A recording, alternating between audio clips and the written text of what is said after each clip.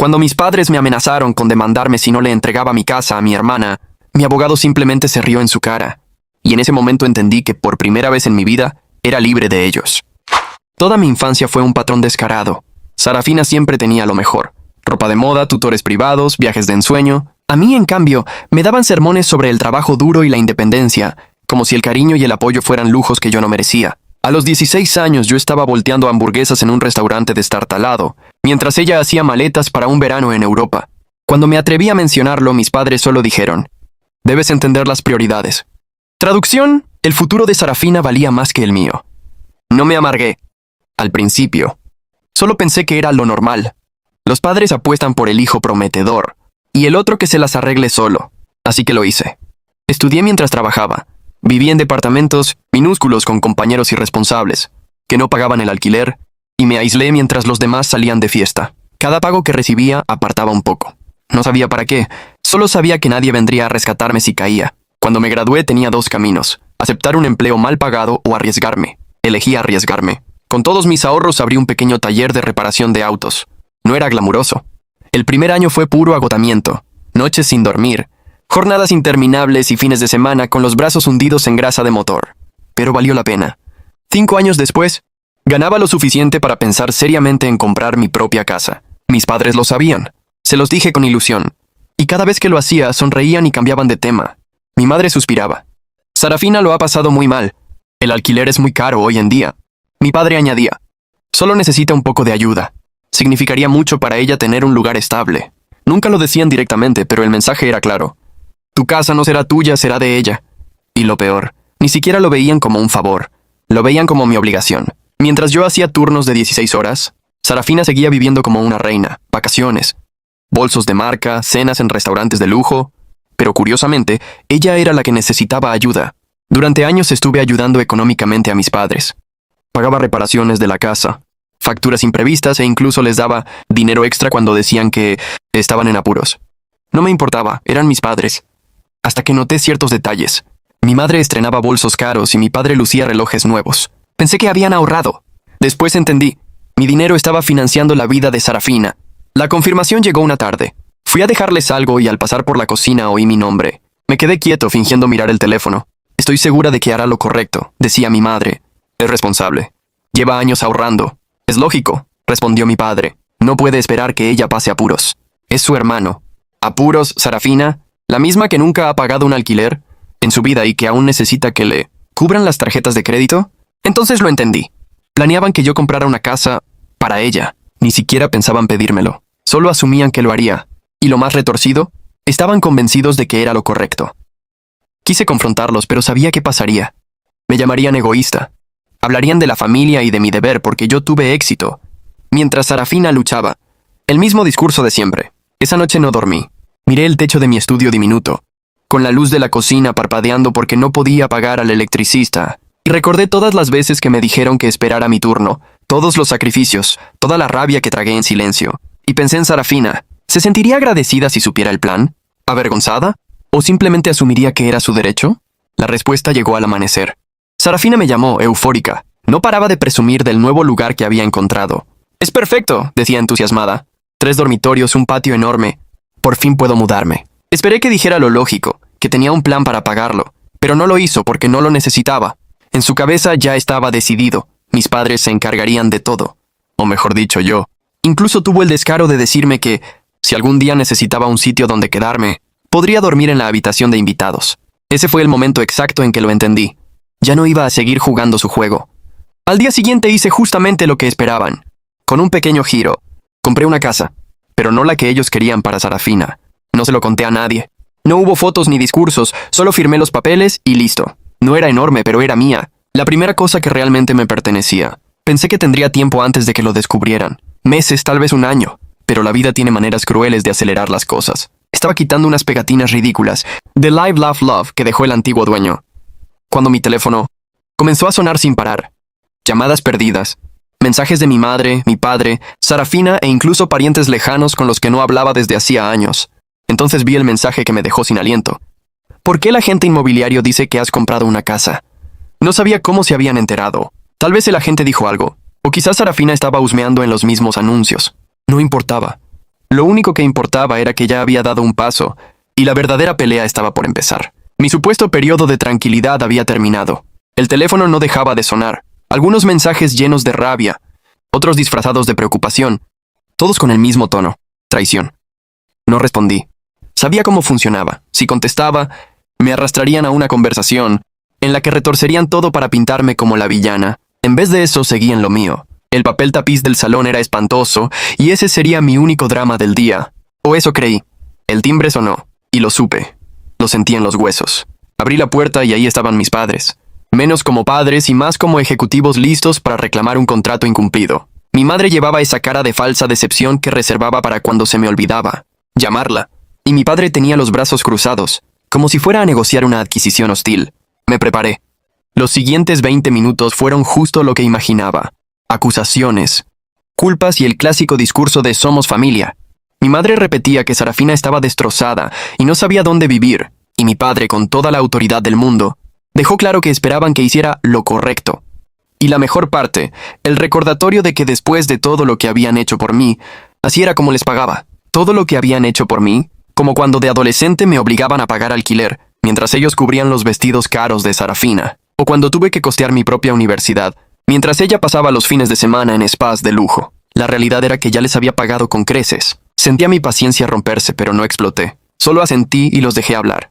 Ya había aprendido que discutir con ellos era inútil. No venían a escucharme.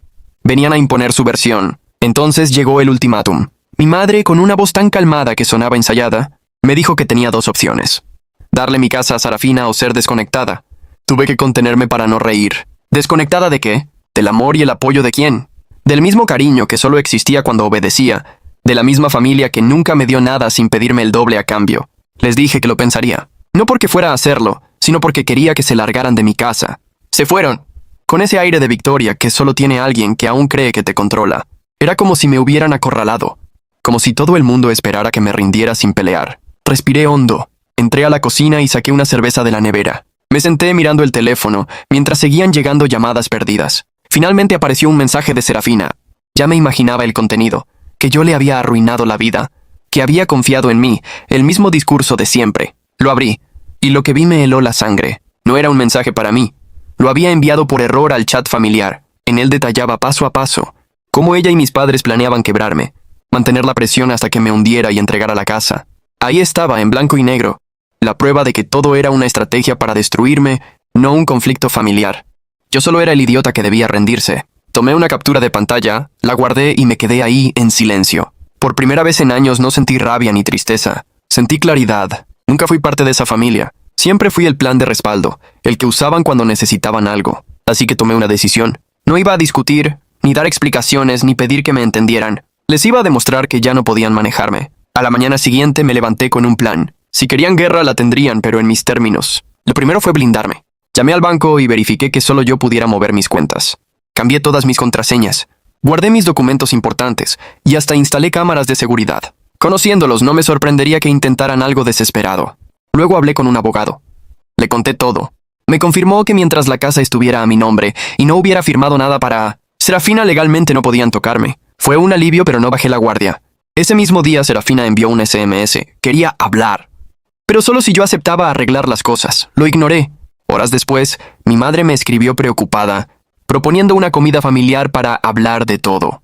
Ni loco iba a caer en esa trampa. Decidí darles la vuelta al juego. Si ellos querían presionarme, yo también podía presionarlos. Publiqué una foto de mi nueva casa en redes sociales con un mensaje simple: por fin en casa. Trabajé duro para lograrlo y es solo mía.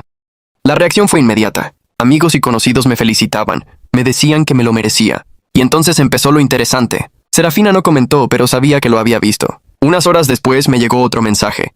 Esta vez no era cortesía. Me gritaba que era un egoísta, que la había dejado en ridículo, que todos ahora le preguntaban por qué no tenía casa si yo sí podía. Su ego había sangrado y estaba furiosa. Después vino la llamada de mi padre, ya sin máscaras ni discursos de somos familia.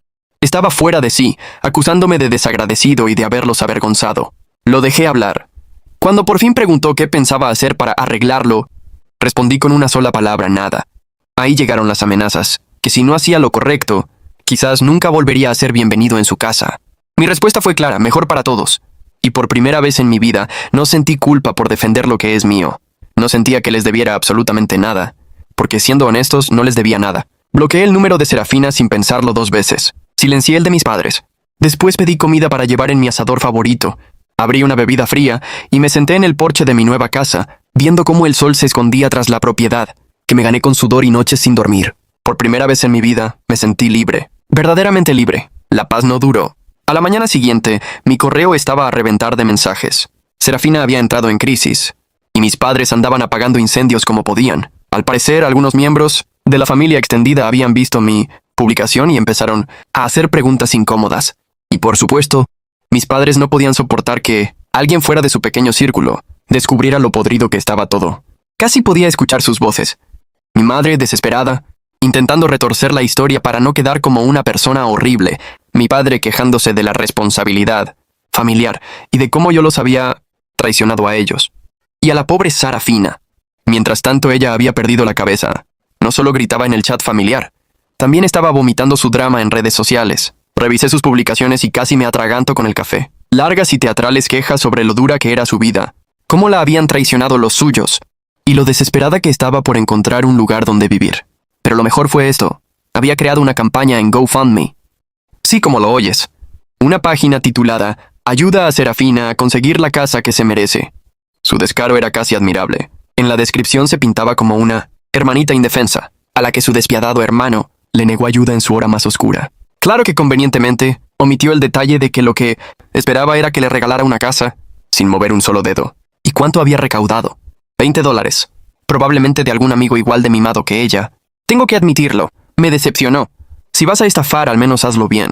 Pero la situación ya era absurda. Tenía que ponerle freno antes de que mancharan mi nombre.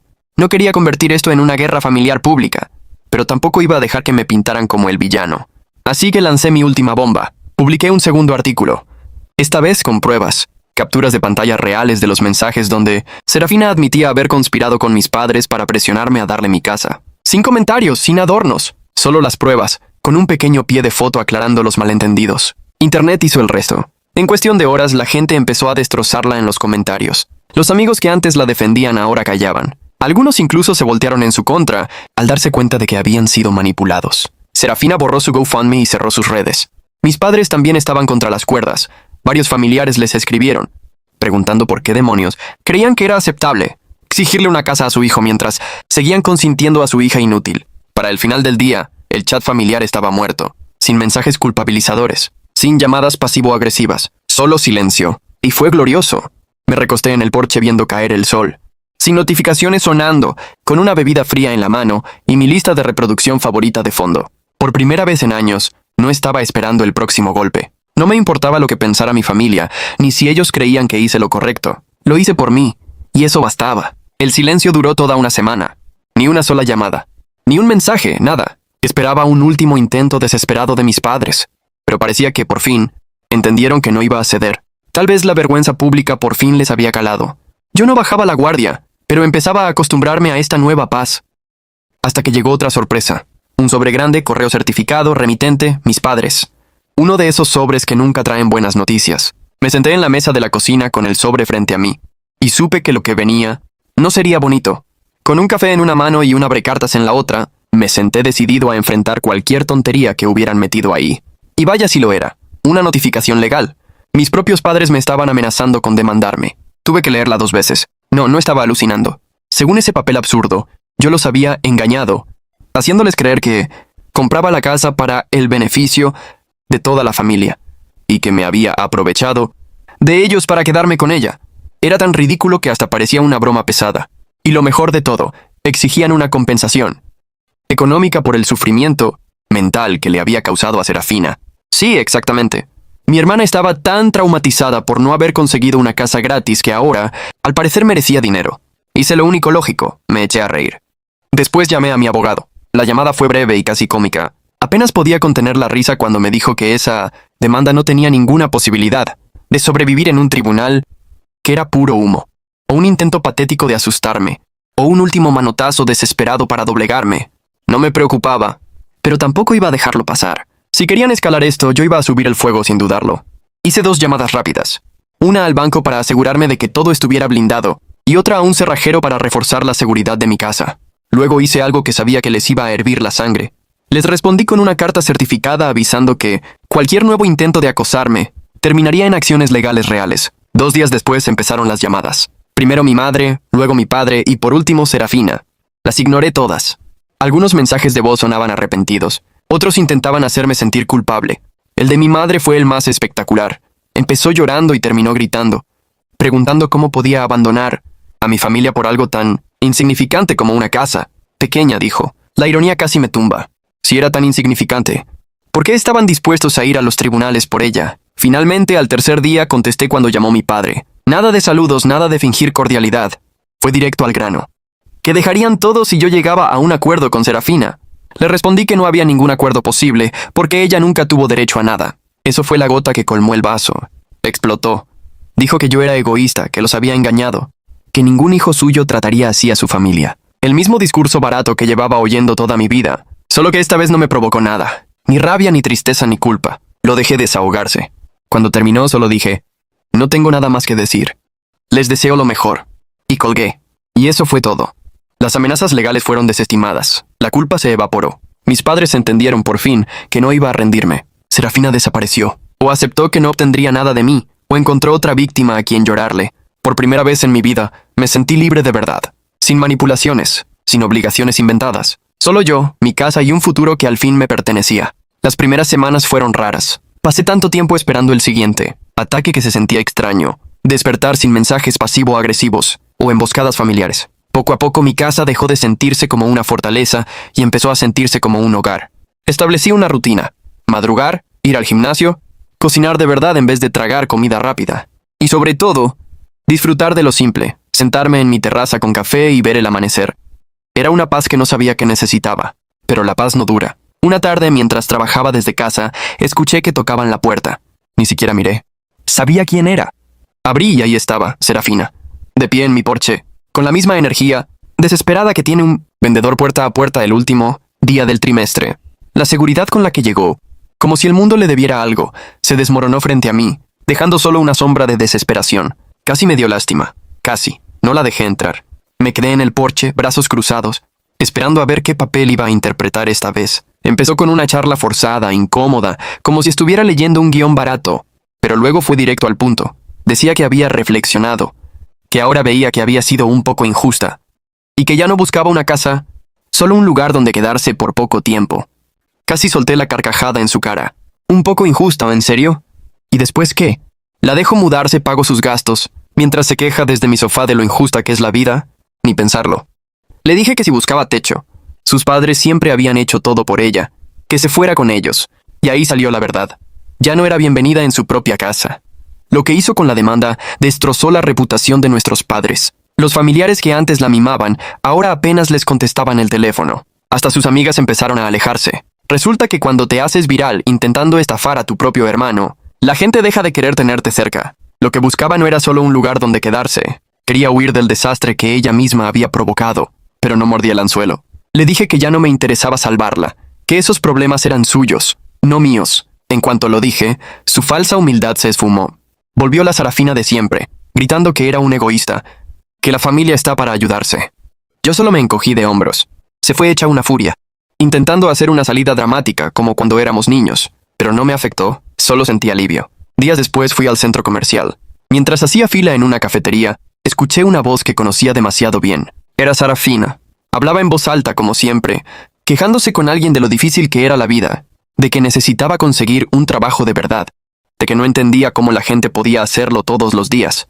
La otra mujer la miraba con cara de estar a punto de decirle que eso es lo que hace todo el mundo. Tuve que morderme el labio para no soltar la risa. Era perfecto. No dije nada, solo recogí mi café y pasé junto a su mesa. Ni siquiera me notó. Al salir sonreí. Por primera vez, no era yo quien cargaba con los dramas de Serafina. Alguien más estaba oyendo su eterna queja sobre las injusticias del mundo, y me pareció justo. Pero esta vez no me movió nada. Lo ignoré sin remordimientos.